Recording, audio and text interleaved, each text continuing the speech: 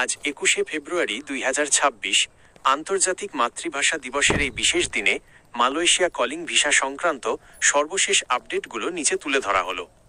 Calling visa ও medical update. ফেব্রুয়ারি ২০২৬। মালয়েশিয়ার শ্রমবাজার পুরোপুরি উন্মুক্ত করার প্রক্রিয়া বর্তমানে চূড়ান্ত পর্যায়ে রয়েছে। সর্বশেষ তথ্য অনুযায়ী মেডিকেল প্রক্রিয়া, বাংলাদেশ থেকে নতুন কর্মী নিয়োগের জন্য মেডিকেল পরীক্ষার প্রাথমিক প্রস্তুতি শুরু হয়েছে। তবে সরকারিভাবে বিএমইটি বা সংশ্লিষ্ট মন্ত্রণালয় নির্দিষ্ট তালিকা বা ওয়েবসাইট ছাড়া কাউকে টাকা বা পাসপোর্ট না দেওয়ার জন্য সতর্ক করা হয়েছে। কোটা এবং সেক্টর। মালয়েশিয়া সরকার ২০২৬ সালের জন্য মূলত নির্মাণ, কনস্ট্রাকশন, উৎপাদন, ম্যানুফ্যাকচারিং এবং সেবা সার্ভিস খাতে নতুন কর্মী নেওয়ার পরিকল্পনা করছে।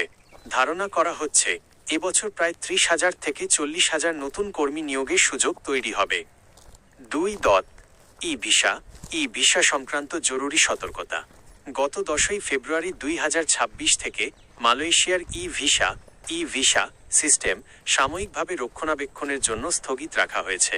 সিস্টেমের কারিগরি উন্নয়নের জন্য এই বিরতি নেওয়া হয়েছে। নতুন করে ই ভিসা আবেদনের জন্য সরকারি পোর্টালের নিয়মিত আপডেট ফলো করতে বলা হয়েছে। ৩.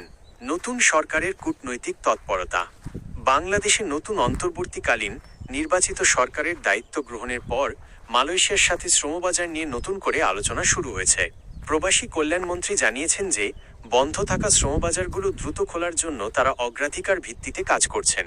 সিন্ডিকেট নির্মূল, অভিবাসন ব্যয় কমাতে এবং পূর্বের সিন্ডিকেট প্রথা ভেঙে সব বৈধ এজেন্সির মাধ্যমে যেন কর্মী পাঠানো যায় সে বিষয়ে মালয়েশিয়া সরকারের সাথে দর কষাকষি চলছে।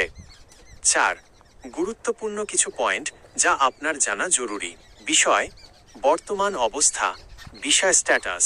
সরকারিভাবে বড় কোনো লট এখনও ছাড়া হয়নি, তবে প্রক্রিয়া চলমান। ই ভিসা সাময়িকভাবে স্থগিত, টেকনিক্যাল আপডেট চলছে। সতর্কতা: দালাল বা ভুয়া এজেন্সির কাছে অগ্রিম টাকা দেবেন না। নতুন নিয়ম: ২০২৬ সালের জুন থেকে মালয়েশিয়ায় বিদেশি কর্মীদের নতুন বেতন কাঠামো কার্যকর হতে পারে। পরামর্শ: কোনো এজেন্সিকে টাকা দেওয়ার আগে নিশ্চিত হয়ে নিন তাদের কাছে বৈধ ডিমান্ড লেটার আছে কিনা।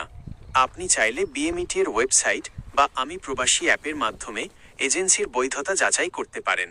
আপনি কি মালয়েশিয়ার নির্দিষ্ট কোনো কোম্পানির খবর বা মেডিকেল সেন্টারের তালিকা সম্পর্কে জানতে চান?